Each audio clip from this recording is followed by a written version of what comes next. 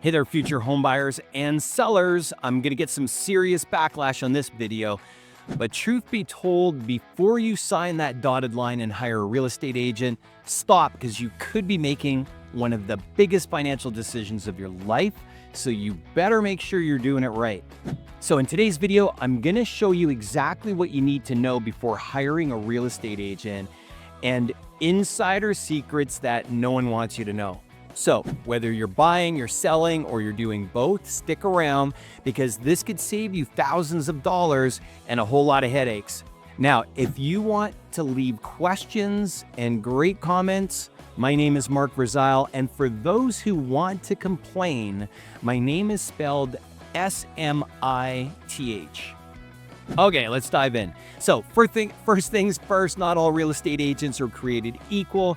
I know that's really hard to believe. It's shocking, but some are rock stars who will go to war for you, while others, well, let's just say people are people, and some are just more interested in collecting a commission check. Having said that, did you know that over 90% of people who sold homes this year did so with an agent? And according to polling by the National Association of Realtors, the average property sold for 14% more with real estate agents than with for sale by owners. It's massive. Now, here's a shocking statistic.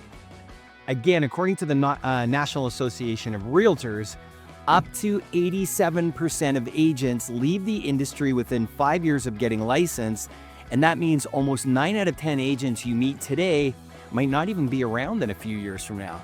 And get this, real estate agents are allowed to be part-time. That's right. So the person helping you buy or sell what could be your largest financial asset might only be doing this on the weekends or evenings, squeezing it in between their main job. If that, doesn't raise an eyebrow, I don't know what's gonna. Hiring the wrong agent, it can cost you time, money, and even your sanity, but don't worry, I'm gonna try to arm you with the tools you need to choose wisely.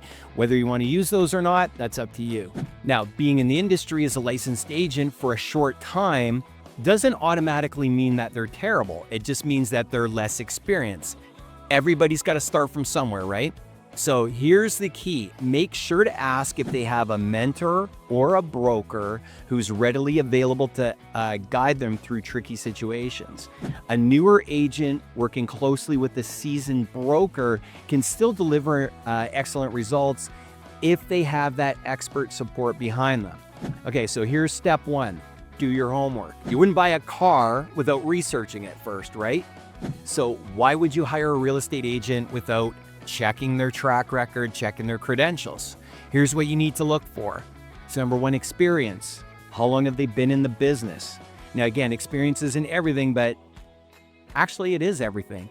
When agents go to realtor school, they teach them how to stay out of realtor jail, but they don't teach them any marketing or sales skills. So what you need to do is get a deep dive into it and find out what they know and what they're gonna do with your home. Guys, this is like a major asset. This could cost you tens of thousands of dollars if this isn't done right? Let's keep going. So local market knowledge. Do they know your area inside and out? An agent who truly understands your local market trends can price your home accurately or help you get the best deal as a buyer. They need to know what's going on in the market. This market can flip overnight. Things can change. Listings go up, listings go down. They need to have a pretty solid understanding of what's happening in that marketplace, especially that micro community marketplace as well, or neighborhood. So an agent who truly understands your local market trends can price your home accurately or help you get the best deal as a buyer. However, this is important. Don't assume that just because an agent frequently works in a specific community or neighborhood that they have a lot of buyers lined up there. This is a big misconception. So in many cases, it simply means they're focusing all their marketing efforts to secure listings in that area. It doesn't mean that they're actively bringing buyers to the table. Do they have a website? A professional website could be a good indicator of how seriously they take their business and a great way to showcase their own listings and expertise, but anyone can have a website. So that doesn't mean that they necessarily have buyers signing up on their website. Let's get to these tough questions. So do they actively search for buyers? If so, ask how that process works. One of the most common ways is spending money on ads that drive potential buyers and sellers to sign up on their website or on their landing page, or by organically pushing their website to the top of the page, the Google page, by creating a lot of SEO, which usually costs thousands of dollars and man hours to do. So what does their network look like? A well-connected agent can leverage their network to market your home or find properties that might not even be on the market yet. Let's talk about reviews and testimonials. Check online reviews. Don't just look at the stars. Read what people are saying about their experience. Look for detailed feedback about how the agent handled challenges, communicated and delivered the results. Are they for real? Like, are you just looking at stuff that's made up? I've seen it before, right? Is there spelling errors? Does it look like, their kid wrote it up and they're 6? Online exposure.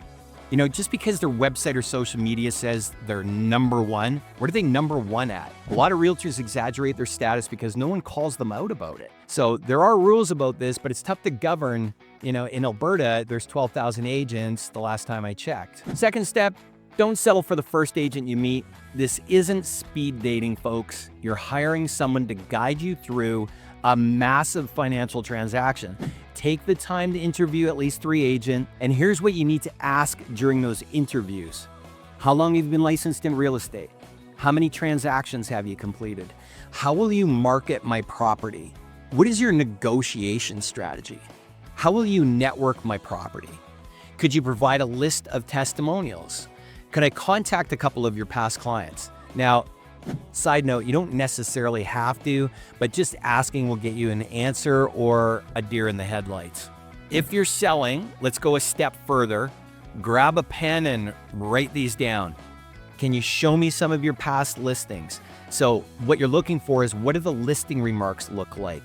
Is there spelling errors, grammatical errors? Do they show pictures of toilets in undeveloped, dirty garage spaces? Do you use a professional photographer? Professional photos make a huge difference in attracting buyers. Quick story, I was going through listings in a neighborhood and for one of my buyers, and then the first picture that this realtor had online was a toilet, and it was literally the first picture was a toilet. And then in the write-up, he said the lake was only steps away. There was no lake, it was a pond. Okay, so guys, you gotta look up this stuff. Make sure you're working with the right people. Professional photos make a massive difference in attracting buyers online. A picture is worth 1,000 words. That saying applies massively to real estate. Do you provide staging advice or services? When my house is showed, do you contact the agent for interest or feedback? When an offer comes in, do you call all the recent showings, within the last month or so to create additional interest or find out if there's additional interest, or to try and push multiple offers? Have you dealt with a multiple offer situation? And if we have one, how does that work? For buyers, you're going to want to ask one of the most important questions there is. How will you help me find off-market or pre-market listings? Now, why this question is important is because anybody can send you listings from the MLS. It's finding the off-market properties that's really tricky. Think of this, in a really busy market, you're competing on every purchase. But if there's off-market properties, you may not have to compete on those. You can just go walk in and buy them.